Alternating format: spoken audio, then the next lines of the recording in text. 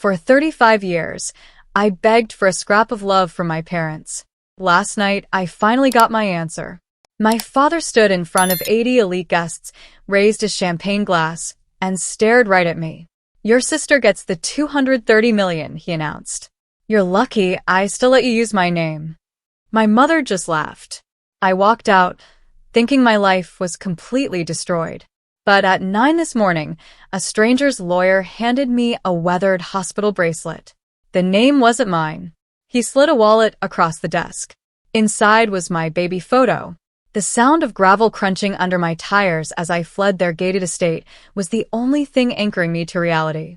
The humiliation felt heavy, like lead in my throat, choking out 35 years of desperate efforts to be enough.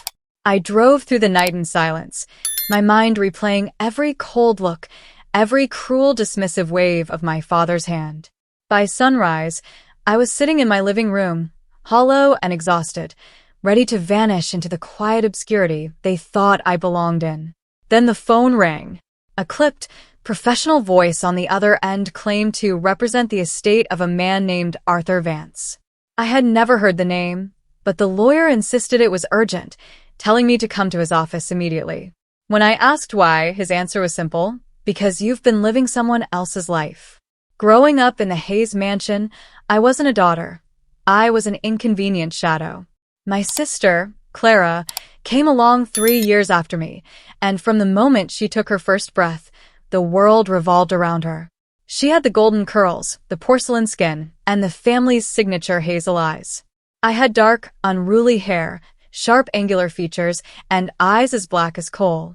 Whenever someone at a gala politely pointed out that I looked nothing like my parents, my mother's smile would turn razor-thin. "Every garden has a stray weed," she'd laugh softly, cutting my spirit with a single breath. The cruelty was measured in cold, daily transactions. On Clara's 18th birthday, my father handed her the deed to a multi-million-dollar penthouse overlooking the city. On mine, he slid a piece of paper across the dining room table, a binding lease charging me $800 a month to keep sleeping in my childhood bedroom. When I landed my first job at a nonprofit, my mother sneered, calling it cheap charity work. Meanwhile, Clara was installed as an executive vice president at my father's logistics firm before she even finished her degree.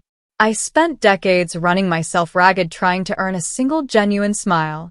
I cooked their holiday dinners, managed their personal errands, and swallowed every insult with a polite nod, convinced that if I just proved my loyalty, the barrier between us would finally break. But the ice never thawed.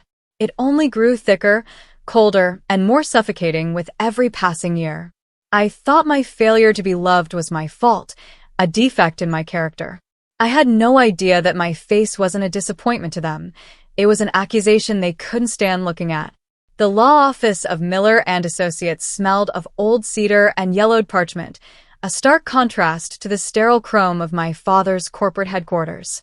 When I stepped inside, Samuel Miller, an attorney with tired eyes and graying hair, greeted me with a solemn nod.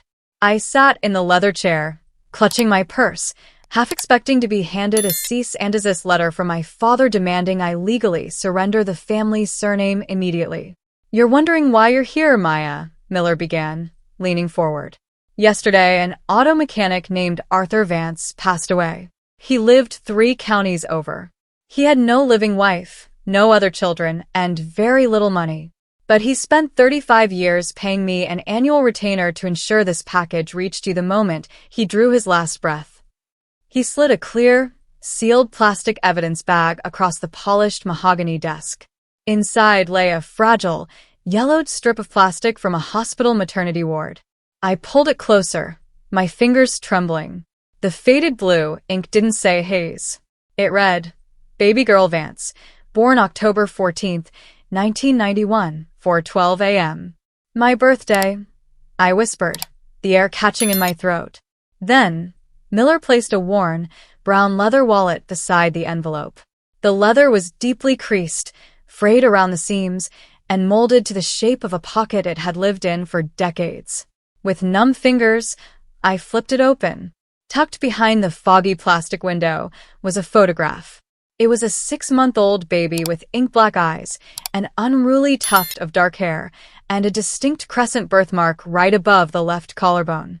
My hand moved instinctively to my chest, tracing the identical mark beneath my collar. The edges of the photo were soft and worn thin from decades of fingertips tracing the image. Arthur's house sat at the end of a quiet gravel road in Oak Creek. It was a modest, single-story craftsman with peeling white paint, surrounded by tall oak trees and the metallic hum of an attached auto shop. Stepping inside felt entirely foreign. The air carried the gentle scent of motor oil, brewed coffee, and old books. There was no cold marble, no pristine glass, no intimidating portraits. It was warm, weathered, and undeniably real. Attorney Miller had given me a small brass key. In the corner of the master bedroom, partially concealed beneath a flannel shirt in the closet, was a heavy steel footlocker. My hands shook as the key turned with a metallic click. When I lifted the lid, 35 years of hidden history lay exposed before me. Inside were neat, organized binders filled with yellowed newspaper clippings, private investigator reports, and handwritten logs detailing dates and locations. Every single file centered on the Hayes family.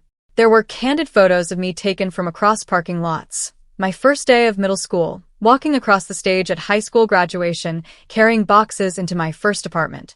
Arthur Vance had watched over me from the shadows of my entire life, keeping a quiet vigil while staying carefully out of reach. Tucked beneath the logs was an original hospital birth certificate from St. Jude's Memorial, dated October 14, 1991. Mother, Evelyn Vance. Father, Arthur Vance. Beside it was a certified death certificate for Evelyn Vance, bearing the exact same date, time-stamped just 3 hours after the birth. Arthur's wife had died of complications in the exact same maternity ward where my mother, Victoria Hayes, had supposedly given birth to me in the dead of night. In a leather-bound notebook beneath the certificates, Arthur had written a final entry dated just 2 weeks before his death. I never stopped looking until I found where they took you, my sweet girl. But they had the money, the lawyers, and the power to bury the truth forever. Forgive me for waiting until I was gone to set you free. The final piece of Arthur's file contained an address and a name. Margaret Sullivan, a retired head nurse from St. Jude's Memorial, now living in a nursing home 40 miles away. Within an hour, I was sitting across from an elderly woman whose trembling hands told me she had spent decades waiting for this exact reckoning. When I placed the worn hospital bracelet on the table between us, Margaret broke down. The truth poured out of her like poison from an open wound. 35 years ago, my supposed grandfather had stipulated in his ironclad will that the Hayes shipping dynasty, worth over $230 million, would only pass to my father if he produced a direct, living heir before his 35th birthday. Victoria Hayes had faked her pregnancy for 9 months, hiding behind high-end private clinics and fabricated ultrasound scans, desperate to secure the fortune before the strict deadline expired. When the deadline arrived on October 14, 1991, Arthur's wife tragically passed away during an emergency delivery. Seeing a grieving, helpless blue-collar mechanic in complete shock, my father paid off the attending doctor and Margaret Sullivan with $500,000 each in cash. They told Arthur his newborn daughter had suffered respiratory failure and died alongside her mother, quietly burning the falsified mortality records before the sun rose. I wasn't a daughter to the Hayes family. I was a forged signature on a multi-million-dollar inheritance contract. They adopted Clara legally 3 years later to have a child they could actually tolerate loving. Every time they looked at my face, they didn't see their blood. They saw the living evidence of a felony that bought their entire empire, and they punished me every day for the guilt they were too cowardly to face. 2 days later, the grand ballroom of the city's financial center was packed with reporters, investors, and flashing cameras. My father stood at the center of the stage beneath blinding chandeliers, grinning beside my mother and Clara. He was officially stepping down, ready to sign the legal transfer handing the corporate empire and the $230 million family trust over to his beloved golden daughter. Family is the bedrock of everything we build, my father announced into the microphone, his voice dripping with rehearsed warmth. Clara carries our name, our blood, and our future. The heavy oak doors at the back of the room swung open. The sudden thud cut through the applause. I walked straight down the center aisle, flanked by Attorney Miller and two plainclothes federal investigators. The cameras instantly pivoted toward me. My father's smile stiffened into an ugly, furious mask. "Security," he barked into the microphone, his composure fracturing. "Remove her. I told you 2 days ago you are no longer welcome. You don't own this building, and you certainly don't own me," I said, my voice echoing clearly through the massive hall. I placed Arthur's footlocker on the podium, right next to his legal contracts. Attorney Miller stepped forward, serving the frozen trust injunction directly into my father's trembling hands. The room fell into dead silence.